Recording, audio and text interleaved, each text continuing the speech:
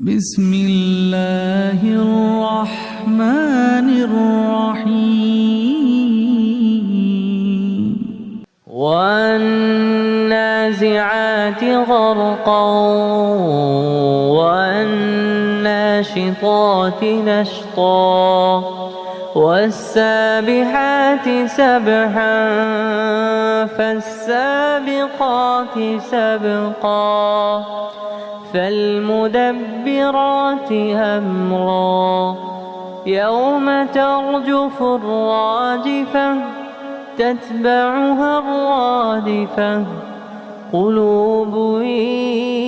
يومئذ واجفة أبصارها خاشعة يقولون أئنا لمردودون في الحافرة أئذا كنا عظاما نخرة قالوا تلك إذا كرة خاسرة فإنما هي زجرة واحدة فإذا هم بالساهرة هل أتاك حديث موسى إذ ناداه ربه بالوادي المقدس طوى اذهب إلى فرعون إنه طغى فقل هل لك إلى أن تزكى وأهديك إلى ربك فتخشى فأراه الآية الكبرى فكذب وعصى ثم أدبر يسعى فحشر فنادى فقال أنا ربكم الأعلى فأخذه الله نكال الآخرة والأولى إن في ذلك لعبرة لمن يخشى إن في ذلك لعبرة لمن يخشى أأنتم أشد خلقا أم السماء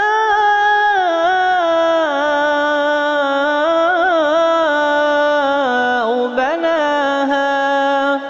رفع سمكها فسواها وأغطش ليلها وأخرج دحاها والأرض بعد ذلك دحاها أخرج منها ماءها ومرعاها والجبال أرساها متاعا لكم ولأنعامكم فإذا جاءت الطامة الكبرى فإذا جاءت الطامة الكبرى يوم يتذكر الإنسان ما سعى وبرزت الجحيم لمن يرى فأما من طغى وآثر الحياة الدنيا فإن الجحيم هي المأوى وأما من خاف مقام ربه ونهى النفس عن الهوى فإن الجنة هي المأوى يسألونك عن الساعة أيان مرساها فيما أنت من ذكراها إلى ربك منتهاها إنما أنت منذر من يخشاها كأنهم يوم يرونها لم يلبثوا إلا عشية كأنهم يوم يرونها لم يلبثوا إلا عشية أو ضحاها.